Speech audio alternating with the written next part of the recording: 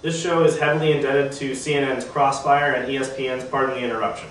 To all those haters out there who are really picky about stats and numbers, that's not us. We're just a couple of guys trying to have some fun. We're not Jake Los. We're not geniuses. No. But we hope you enjoy the show.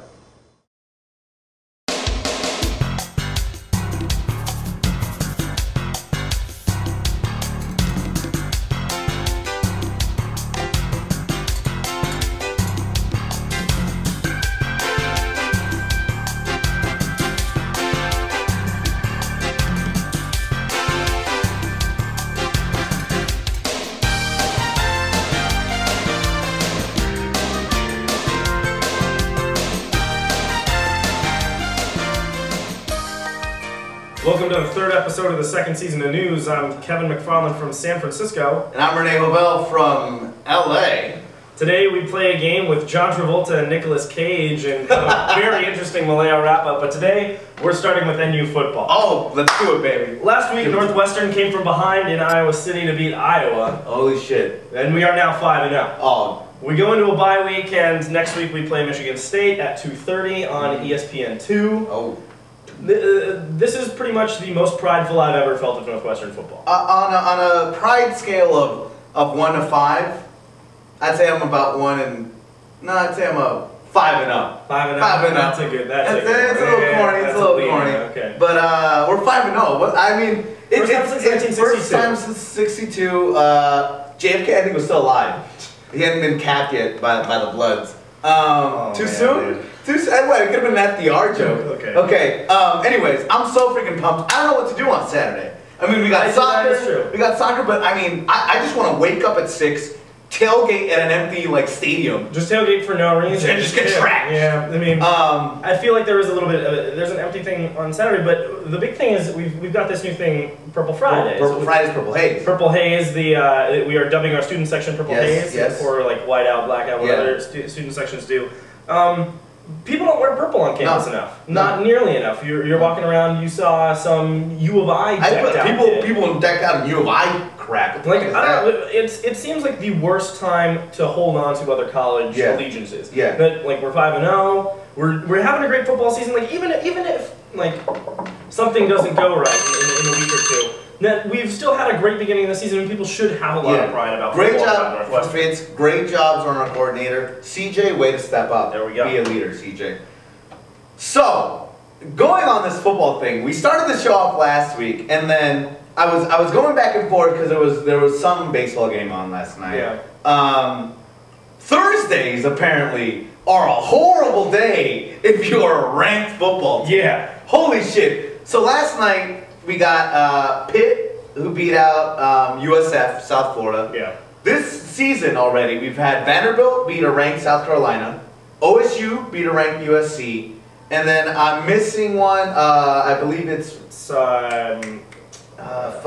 Damn, I completely forgot what it is. But anyways, there's another one that deals with Wake Forest. Yeah, there's ranked teams have been going down all over the place on Thursdays in prime time. Yeah, like, I don't know what it is about. Colorado beat West Virginia. West Virginia really wasn't. I really don't think that West Virginia game was. I mean, we're ranked wise. We're talking ranks. Yeah, we're talking ranks. And I mean, and this isn't really a new thing. FSU went down last year. Yeah. Last year was also a big thing. But Oregon lost last year on a Thursday. Like I don't know what it is about playing midweek, playing in prime time. Maybe it's the short week. I think it's got to be like the NFL teams play on Monday and then play on Sunday. They have some weird off times. I think it's also. I mean, we talk a lot. People talk a lot of crap about athletes not being students, but I mean, it's still not the end of the week. I mean, if you're playing at home, you still have to go to class the next day. Yeah. You know, it's got to be one of the things that you're playing midweek. You don't have enough time to practice. Mm-hmm.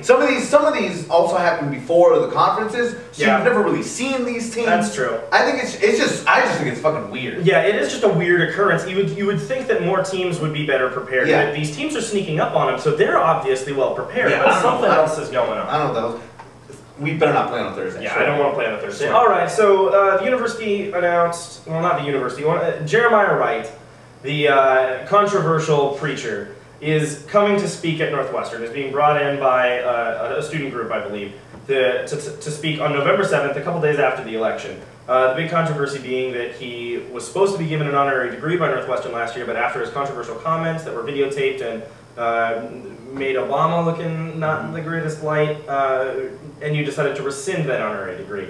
I mean, I don't really know what he's going to talk about. I can't imagine if he's going to come here and just like have a tirade against Northwestern or what's going on here. See, this one's weird because I think it's a good thing that he's coming. Yeah. It's always a good thing to have, you know. There's one thing. There's an important speech. It's an important speech. I hope people go out and watch it. Last year we had Angela Davis, huge black feminist. She was in the prisons. Talks about all that, like the Black Panther movement, if I'm correct. I just don't know what he's going to talk about. Like, I mean, especially after if Obama wins, it'll be after the election, or if McCain wins, he'll talk about that. But I mean.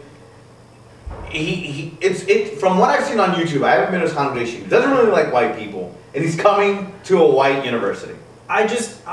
He's being brought by like an African American student group. Is my understanding of it. I don't know how many people are going to go out to see this. I feel like people that are interested in politics will go see it. People that are interested in hearing. Angela Davis you'd be surprised. Angela Davis got a pretty good turnout. I don't know. We'll see. We'll see.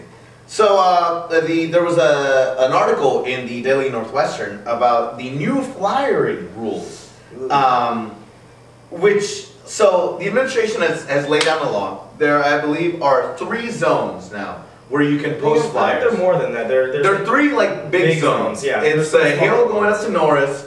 It's from the Arch to the Rock, and then there's one more which I don't remember. There's one through the Friends or the sorority. Oh, the sorority quads. Yeah, the sorority quads. And if a student group's flyer is caught out of the zone, they're going to be charged $75.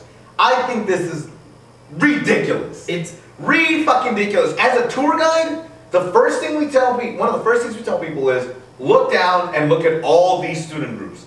And I've never ever heard a parent say that looks dirty, that looks nasty. If anything, they love all the flyers on the ground. I understand the idea that we need to clean up the flyers. And the student groups, the thing in there for the fine for not cleaning them up in a certain number of days after the event has gone on, I agree with. The limiting of the placement of the flyers is what I don't agree with. The plastering all over the place is cool. Yeah. It just needs to get cleaned up after the event. And that's what needs to get done. $75? Too much for a student group. A student group is fucking scrounging. Yeah. We're fucking, killing people and taking coffin wood, I don't even fucking know. All I know is just taking every penny that they can get for student groups. $75 is too much. I haven't worked on, I've only worked on Russ Apocalypse and I've done stuff with Alianza. Flyering is huge, and sometimes you do not have $75 to give up. You just cannot. What's going on, man? What's going on? So our last little segment here, we're gonna do a little fall movie preview like we did with our summer movies. This guy right here. So we're into October, which we missed September, but September movies suck. So now was there anything in September? No, there was nothing. Right. This October, in a week, we got The Express coming out, which features Ryan Field. The Cotton Bowl. Yeah, we've got the first African American Heisman Trophy winner from Syracuse.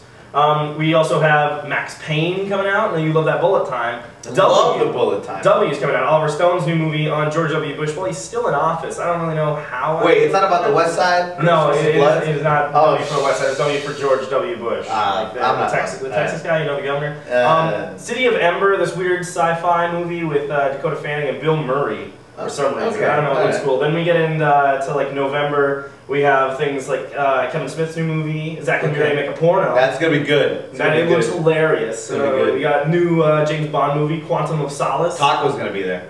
It'll be a good movie. I don't see any reason. We got good shit, but you got to tell. I know you showed me this shit. What's this opera shit that you keep telling me about? Repo, the Genetic Opera comes out in November. It's the director of Saw made a rock opera about the future where there's a medical company called GeneCo that sells you organs. If you've seen this trailer, it's fucking ridiculous. Yeah. I mean, the trailer's really good. The movie's probably going to be a piece of crap. It looks horrible. It's also coming from someone who personally, I think Rocky Horror Picture Show is overrated. I like musicals. I like musicals. It's overrated. Phantom of the Paradise is a way better, more fucked up movie. Max Payne, why am I excited?